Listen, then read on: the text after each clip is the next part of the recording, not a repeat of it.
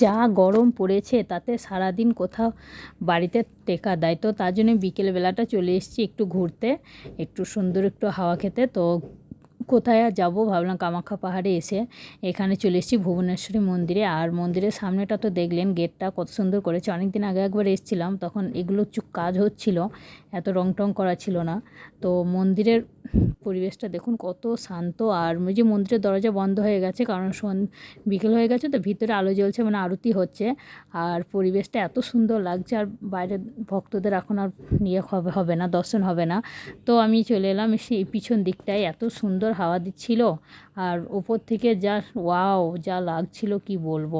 সামনেই ব্রহ্মপুত্র নদী, আর উত্তর গুয়াহাটি, দক্ষিণ গুয়াহাটি, আর ওই দূরে উমানন্দ মন্দির, ওই যে একটু পাড়া দ্বীপ সেখানে। আর এখানে দাঁড়িয়ে থাকতে থাকতে যা হাওয়া দিচ্ছে, আর আমি ফটো তুলতে ব্যস্ত। আর ওদিকে আমার বর আবার ওই দিকটা দিয়ে ঘুরতে গিয়েছিল, কিন্তু ওখানে কোনো তন্ত্র পুজো হচ্ছে, যে কারণে ওখানকার সাধু বাবারা ঘুরিয়ে দিয়েছেন। তন্ত্র যারা সাধু পুজো যারা করছেন, তো ঘুরে চলে এলো। আর সন্ধেও লেগে গেছে, তো আমরা আবার ঘুরে ফিরে যাচ্ছিলাম। তো যেতে যেতে রাস্তার দুই সাইডে পাহাড়ের উপর থেকে গুয়াহাটি শহর নিচেতে দেখা যে কী অপরূপ সৌন্দর্য, কি বলবো, মানে খালি চোখে না দেখলে ঠিক ভাষায় বোঝানো যাবে না। তো দেখতে দেখতে তাই দাঁড়িয়ে পড়লাম, দাঁড়িয়ে লাগলাম ফটো তুলতে। দেখুন মনে হচ্ছে যেন ওপর থেকে মানে আকাশটা নিচেতে নেমে গেছে, আর আমরা উপরে উঠে আছি, জল করছে তারাগুলো। তো ওখান থেকে চলে এসে আবার দেখলাম যে পাশ দিয়ে মায়ের মন্দিরের পাশ দিয়ে বাড়ি ফিরে যাচ্ছিলাম। তো মায়ের মন্দিরের পাশ দিয়ে যাব, অথচ মাকে একবার দর্শন করে যাব না, তাই চলে এলাম। দর্শন বলতে মাকে একটু প্রণাম করে যাব, এখন তো দর্শন হবে না। তো ঢুকে গেলাম মায়ের মন্দিরে। আর সন্ধেবেলা দেখুন কত মানুষ, এখন 7:30 বেজে গেছে, তবুও মানুষের ভিড় কমেনি। আর যেহেতু সামনেই অম্বুবাচী মেলা, কয়েকদিন পরেই কামাখ্যা মেলা, তার জন্য এখন সাজো চলছে, প্রস্তুতি চলছে সেই মেলার। প্যান্ডেল তৈরি হতে লেগে গেছে। তো কিছু ধূপকাঠি প্রদীপ নিয়ে এসেছিলাম, সেগুলো জ্বালিয়ে দিলাম। জ্বালানোর পরে যেহেতু এখন 7:30 বাজে, 7টাতেই মায়ের মানে গর্ভগৃহে মায়ের দর্শন বন্ধ হয়ে গেছে। তো ভেতরে কোনো দর্শনার্থী নেই, এমনি বাইরে যারা এসছে তারা একটু ঘুরছে, প্রদীপ জ্বালাচ্ছে, তো সেই রকমই ভিড় আছে।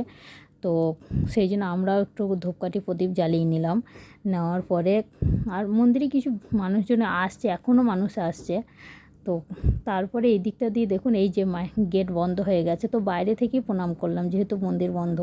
তো আস্তে আস্তে দেখলাম এখানে একটা লম্বা লাইন পড়েছে, কিসের লাইন জানি না, প্রথমে বুঝতে পারিনি, তারপরে দাঁড়ানোর পরে বুঝতে পারলাম যে সামনে প্রসাদ বিতরণ হচ্ছে।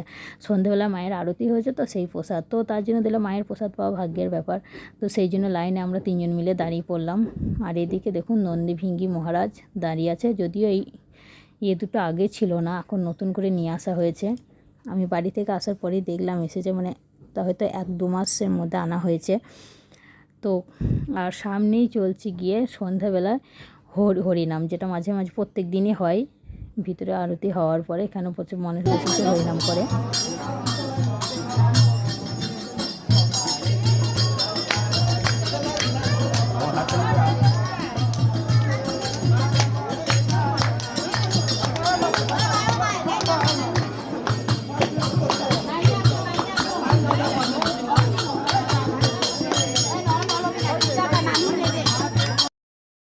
তো প্রসাদ তো আমরা নিয়ে নিলাম, নেওয়ার পরে এবার আমরা বসে বসে প্রসাদ খাবো।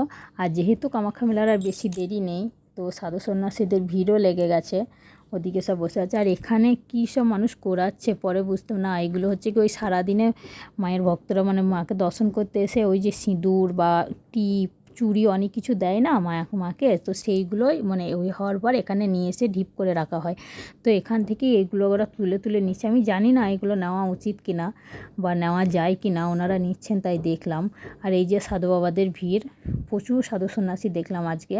তো প্রসাদ খেয়ে এখানে আবার জল খেয়ে নিচ্ছি, জল খেয়ে তারপর আবার বাড়ি ফিরে যাব, যেহেতু প্রায় 8টা বেজে গেছে। তো চলুন আজকের আমার এই ব্লগটা এখানেই শেষ করলাম। কেমন লাগলো অবশ্যই জানাবেন। বাই।